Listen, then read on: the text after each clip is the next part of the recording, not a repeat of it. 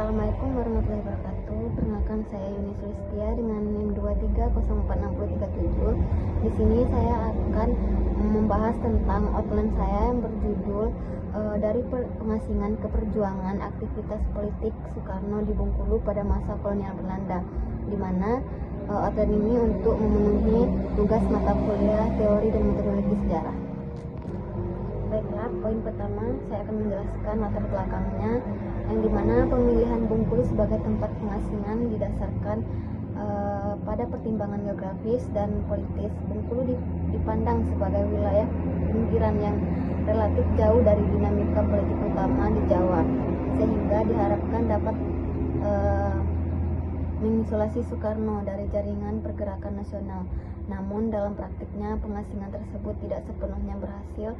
Selama berada di Bengkulu, Soekarno justru menunjukkan kemampuan adaptasi dan strategi perjuangan yang berbeda dengan memanfaatkan jalur sosial, pendidikan, dan keagamaan sebagai sarana menanamkan kesadaran nasional kepada masyarakat setempat. Nah, di Bengkulu, Soekarno aktif dalam kegiatan organisasi Islam, khususnya Muhammadiyah, serta terlibat dalam aktivitas pendidikan dan sosial melalui ceramah, diskusi, dan keterlibatannya dalam kehidupan masyarakat. Soekarno menyampaikan gagasan-gagasan kebangsaan dan anti kolonial secara tidak langsung. Aktivitas ini memperlihatkan bahwa perjuangan politik tidak selalu dilakukan melalui organisasi politik formal, tetapi juga dapat berlangsung melalui pendekatan kultural dan sosial yang lebih halus namun efektif. Menurut Elson 2009. Selanjutnya masuk ke poin yang kedua, yaitu rumusan masalah, di mana rumusan masalah yang pertama yaitu bagaimana kebijakan pengasingan yang diterapkan oleh pemerintah kolonial Belanda membentuk ruang gerak dan strategi perjuangan politik Soekarno selama masa pengasingan di Bengkulu. Yang kedua yaitu peran Bengkulu dalam aktivitas politik Soekarno cenderung kurang mendapatkan perhatian dan historiografi nasional, dan bagaimana penelitian ini dapat mengkonstruksi posisi Bengkulu dalam narasi sejarah perjuangan Indonesia. Poin yang ketiga yaitu tujuan penelitian.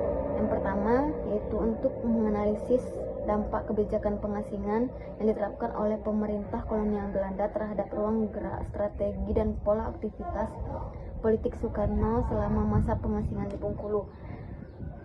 Poin yang kedua yaitu mengonstruksi dan menegaskan posisi Bengkulu dalam historiografi perjuangan nasional melalui kajian kritis terhadap aktivitas politik Soekarno yang selama ini cenderung terpinggirkan dalam narasi sejarah arus utama.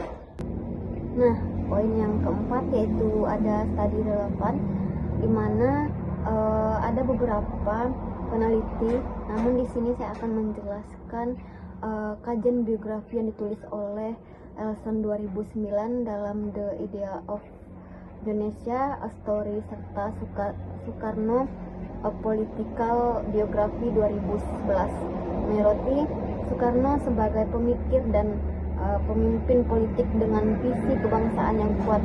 Elson mengakui pentingnya masa pengasingan dalam pemikiran Soekarno termasuk periode Bengkulu, namun analisisnya lebih diarahkan pada konstruksi ide Indonesia secara konseptual.